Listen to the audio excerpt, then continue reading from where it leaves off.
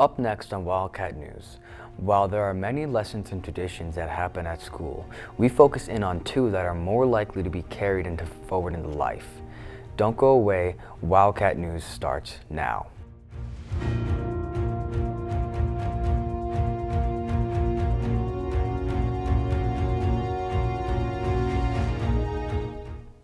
Welcome to this November edition of Wildcat News.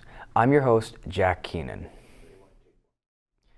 High school is no stranger to an awareness campaign, like Breast Cancer Awareness Month and the mock car crash. But one campaign that has the heart of many, encouraging teens to put their best foot forward. During the week of October 31st, Halloween is the big thought on everyone's minds. But maybe more attention should be paid to a special week that unfolds within our school's walls. Red Ribbon Week honors the legacy of Enrique Kiki Camarena, a dedicated DEA agent who was dangerously close to unlocking a multi-billion-dollar drug pipeline. In 1985, while going out to eat, Camarena was kidnapped in broad daylight and murdered 2 days later. His death struck the nation deeply, and many were outraged at the situation of the drug war. Following his death in March 1985, Congressman Duncan Hunter and Henry Lozano launched Camarena clubs in high schools in the Imperial Valley of California. Hundreds of club members pledged to lead drug-free lives to honor the sacrifices made by Kiki and others on behalf of all Americans, gaining the ear of President Ronald Reagan, who had met with Kiki's wife, Mika Camarena, in the spring. The clubs presented the Camarena Club Proclamation to the First Lady Nancy Reagan in the fall of 1985. The proclamation drew national attention, which resulted in the decision to wear red ribbons in late October and a national symbol of solidarity against drug abuse. To commemorate Kiki Camarena and spread drug awareness, our school participates in Spirit Days to get people involved in Red Ribbon Week. SAD Club is the club that promotes Red Ribbon Week, and we're the ones who come up with the Spirit Days and any of the special events that happen this week, along with Warwick Coalition, who helped out a little bit, but we are the ones who came up with all the Spirit Days this week. Red Ribbon Week should not only be a week to spread awareness of the dangers of drugs, but to commemorate the agent behind the week and honor not only his memory, but the hundreds of others that fought for the same cause. For WVTV, this is Elijah Carrick, back to you in the studio. Launched in 1988, Red Ribbon Week has been influencing teens to stay on the right path. For more information and resources, visit redribbon.org today. While every student is welcome to join Red Ribbon Week by their own accord, there is one activity we can never escape. Everyone has a favorite part of school year. Some love memories with friends, others love making memories on the field, but how are these memories kept and what keeps us from forgetting them? The new school year is filled with so much excitement. From dances and pep rallies to fall sports, there is so much to look forward to. But there's one thing that stands out, one thing that will be immortalized, a photo. School photos are a school's way to commemorate a school year, including a portrait photo of every student that walks through these corridors. With 1,300 students attending Warwick Valley High School, it takes a village to make Picture Day work. Picture Day serves a couple important purposes. So at Life Touch, we have a Safe Smiles program where we use the pictures in case of any emergencies. We have that database of those students, and we can put out that identifying information if they're missing or anything like that. But also, if anyone's nervous about Picture Day, I try to remind them it's going to be this big in the yearbook, and it's really not for you. It's for the people around you, and the people around you, the adults in your life, are just going to be looking for a smile and to remember you at this specific time in your life.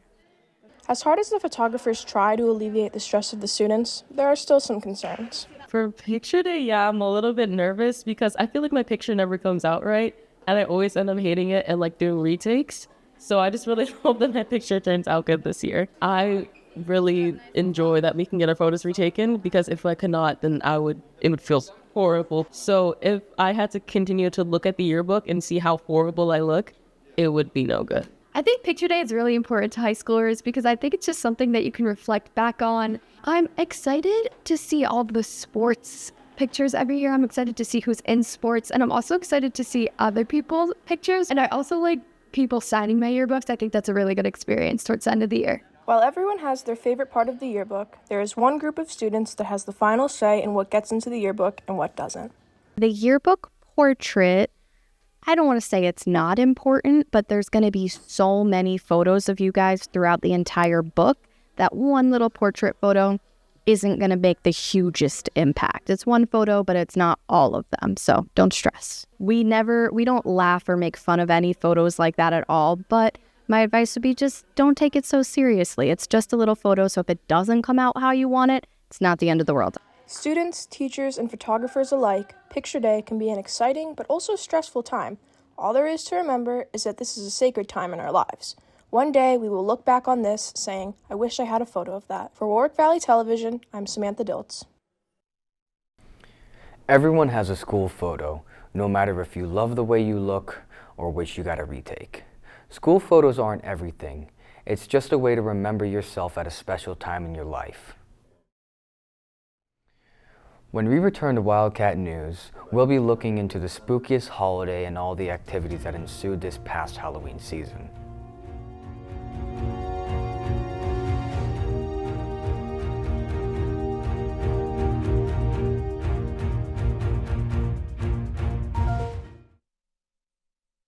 Mike Rowe on the student organization known as Skills USA. Well, everybody talks about high unemployment. It seems to me that the real problem is the skills gap. There are opportunities available, millions of them. Skills USA is on the front line. They're encouraging soft skills and specific skills. They're the connective tissue in between the opportunities that exist and the hopes that a lot of parents and kids have for their own future. Learn more at skillsusa.org and microworks.org. Skills USA, champions at work. Hi, I'm Smokey Bear, and I made an assistant to help you out, because only you can prevent wildfires. Hey, Assistant Smokey Bear, call me Papa Bear, because I'm grilling up dinner. Do you get it? Yes, good job. So, what should I do with all these coals? Don't just toss them out. Put them in a metal container because those embers can start a wildfire. I understand. The stakes are high. Ha, ha, ha, ha. See, Smokey thinks I'm funny. Welcome back to this November edition of Wildcat News. I'm your host, Jack Keenan. One of parents' number one fears of Halloween season is their children's safety. Trick-or-treaters have a 43% higher chance of being hit by a car while trick-or-treating. But what if all the cars stayed in place and the kids were put in control? In Warwick, as the spooky season approaches, a new tradition is taking over, trunk-or-treating. Sure, you'll find plenty of candy, but what really brings the families out in costume isn't just the sweet treats. It's a safe, controlled environment. Brings all different sides of the community out. It's for a good cause. For parents, the first concern isn't the candy, it's the peace of mind. They say a centralized event is safer, more manageable, and way safer for children of all ages to enjoy the holiday. Sometimes when there are a lot of little children and it's dark outside, parents have a harder time keeping track of everybody, so being in a parking lot like this, they're able to know where their children are. And maybe some kids are too little to go out on trick-or-treating, it's too late for them. So they get to come to an event like this, which is really great. This kind of safe, energetic atmosphere doesn't just happen. Event runner Matthew Spicehandler says it's all by design, a way to build connections in one shared space. It's a great event for the community where kids can come out and have fun. And, like I said, there's Odyssey team members, Odyssey parents, lots of kids from Park Ave and Sanfordville, the middle school, the high school. It's kind of one space for everyone to come and interact together and build community and also get candy and have fun. It's not just about the community overall, it's about the purpose. All this fun is powering a good cause, raising money and awareness for the Warwick Odysseys of the Mind program. It's for a good cause. This is for Odyssey of the Mind, and a lot of the trunk-or-treats are for good causes, and they help local groups meet goals that they're looking to meet. So as a program, Warwick Odyssey of the Mind, we're always looking for new, innovative, and just creative and fun ways to fundraise and raise funds for the program. And we thought it would be a really good creative use of, our kids and our team members' talents and our Odyssey stuff to be able to trick or treat and decorate these trunks in ways that are really creative and thinking outside the box. So, at the Warwick Trunk or Treat, kids aren't just getting candy. They're part of an event that's safer, brings neighbors together, and supports creativity. From WVTV, I'm William Bowler, back to you in the studio. In the end, the kids get their candy, parents get peace of mind, and a local program gets the support it needs. It's a clear example of how a community is coming together to make the holiday safer and more meaningful for everyone involved. Halloween movies are a defining characteristic of holiday. From mass killers to supernatural entities, there is a film for all of us. But it's not just big Hollywood directors that can make spooky film.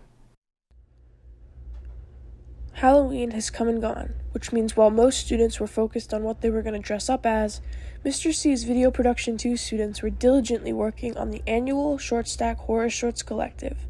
It's no surprise that Mr. C loves his monsters, so every year he challenges his Video 2 students to make a horror short film for the WVTV show Short Stack. Some years, the students couldn't be less interested, but this year, almost the entire class was fired up to make a horror short. Elijah Carrick was excited to show off his cinematography talents. I would say I like cinematography as much as I like photography because it's practically the same, except it's moving. So I also get to reframe the shot and create another shot that I would consider like visually beautiful, like in the same exact video. So I like that about it. There wasn't really any inspiration behind it. It was more just using a lot of the experience that I have from just shooting nature photography already to frame my shots, and I liked to like really use the landscape itself to frame a lot of my shots rather than trying to create the shot myself by moving things around. I would just say stick to like the basic techniques like rule of thirds, like depth of field, shallow depth of field, like just get the basics down and use that to work before you start going like crazy with editing, because it's good to have a good baseline. While some students used their experience from other outlets, others implemented their pure love for film into their work.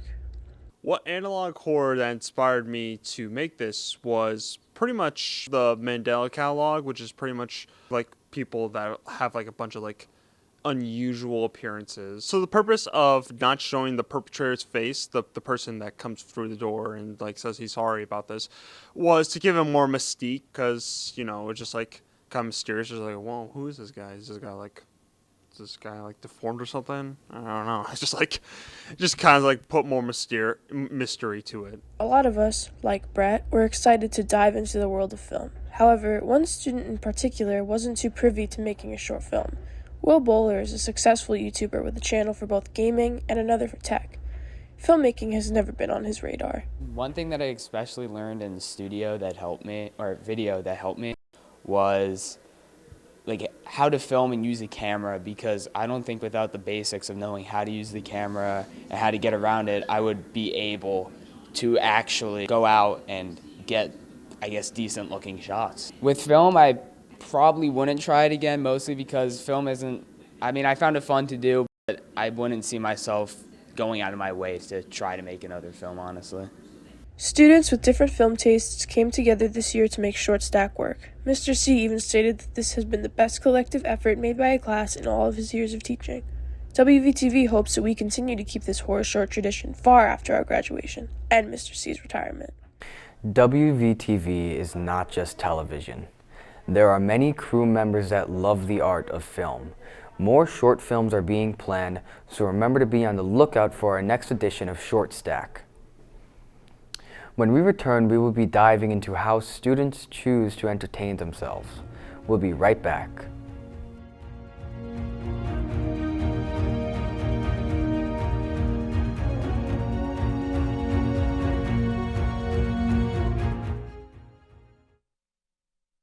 So, I just moved in with this family, and it's embarrassing. The little one, he likes to go outside and crawl around in the giant litter box. I don't know what he's doing. I mean, I was born and I knew how to use the litter box. Look at that. That's disgusting. Oh, poop already. You're making me nervous. Oh, okay, I can't look at this anymore. I really hope he grows out of this, for his sake. So, I'm kind of new here, but I've noticed a trend. My human does this funny thing where she goes around and gets all my toys, and then she hides them in that basket by the door. You know, but it's always the same basket, and it's always in the same place. And then she acts so surprised when I find them, but, you know, she's putting them in the same basket. Again. It's like, hello, that's where you put it last time. You were the worst at hide and go seek. Welcome back to this November edition of Wildcat News. I'm your host, Jack Keenan. Everyone has a favorite holiday, but we can all agree no holiday is creepier and crawlier than Halloween. Surprisingly, many students choose to relax by watching films that gets their hearts racing. We all love a good scare, the thrill of jumping out of your seat when you know that there is no danger. But what is it with horror movies that crawls under your skin and stays with you? Scariest movie I've watched is Sinister because I was not expecting the children to be the murderers. I mean, the child poisons the father at the end. The father goes down, and then it turns out all the children are in like this realm. The scariest movie I've ever watched has to be A Nightmare on Elm Street because I think when I watched it, I was just so little that every little aspect about it creeped me out. I thought what I was seeing on the screen was going to happen to me. One of the scariest movies that I've ever watched, for me personally, is Halloween. Because there's this one scene that really quaked me to the core. He's standing there, he had a butt of a shotgun, and he stabbed the guy with the shot. How do you stab a guy with a shotgun? That terrified me. Scariest horror movie I ever watched was It, because it was low-key scary, dog. I'm not a really big guy with clowns, and them kids were kind of scary too. Not a big fan of kids either, so kids and clowns, same movie, man, not for me, yo. The horror movie that scared me the most when I was a kid was Lights Out, because every kid kind of has like a fear of the dark, and now watching a movie where every time there is dark, there's like some creature in there that wants to kill you, that gave me nightmares for like 2 years. My favorite horror movie was Barbarian because it's set up like the typical like creepy like lady stranded in a town she doesn't know with some guy she doesn't know she's forced to live with there.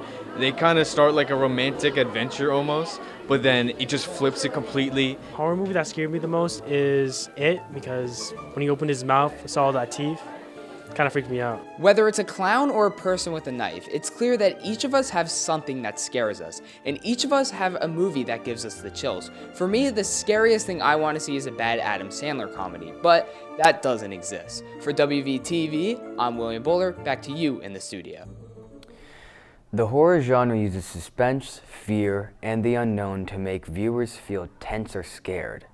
These movies often explore our deepest worries by showing supernatural threats, dangerous situations, or in Will's case, a blended sense of comedy. From one emotion to another, change is a huge part of the human experience. Sometimes change can be a good thing. Change can lead to growth even in the most unexpected scenarios. Even something you deem to be perfect can still change and remain a favorite.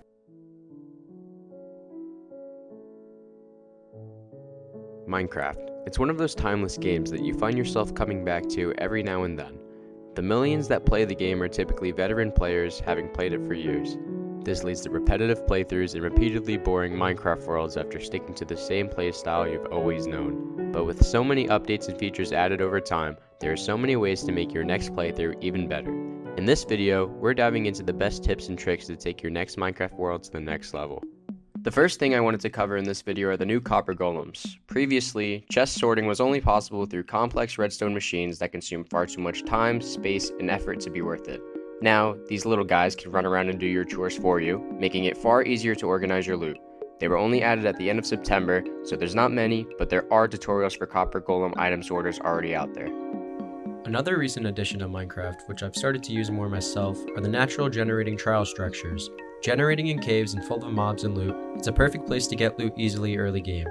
The trials have unique chambers with spawners that activate on proximity. These spawners then drop keys to unlock both standard and elite chests that contain specific loot. This loot includes enchanted items, resources, potions, and so much more. It's overall a great place to start early game to get really good loot. And finally, my last item to cover is the new Happy Gas.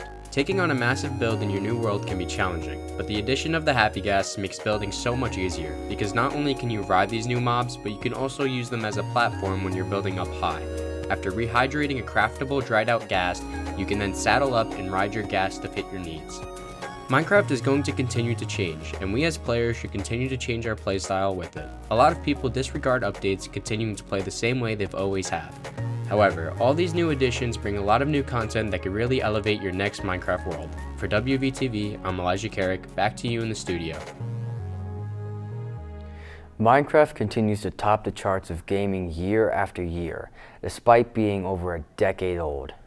So, it's a good idea to shake up the way you play it occasionally, to experience something new. Well, that does it for this edition of Wildcat News. Be sure to join us again for our upcoming December edition that will be out just before our holiday break. For Warwick Valley Television, I'm Jack Keenan.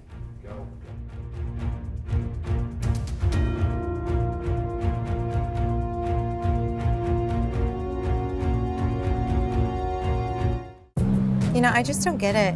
Seems like nothing's getting better in this world, but I post really eye-opening stuff like every day. I know, you do.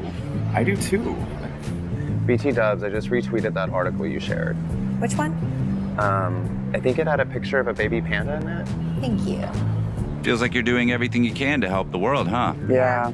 Well, now there's a way to do more. It's called actually doing something. You mean like responding to commenters? No, that's not actually doing anything. No, he means being an ally and changing your profile picture. No, I don't. Oh, you mean like unfriending people I disagree with? No. Oh, you mean like taking an online poll? I'm doing that right now. Undecided. No, that's not What what are you talking about then? I'm talking about. You're not even listening. I'm sorry. I'm signing this online petition, and you know that's actually doing something. So. Not exactly, no. That's not. So is this like a hashtag thing, or is there an app for this? What? No! You just have to actually do something. What the Oh, wasn't that article amazing? I didn't actually finish it. Oh, I didn't read it. I just meant the headline. It was like, whoa. Totally.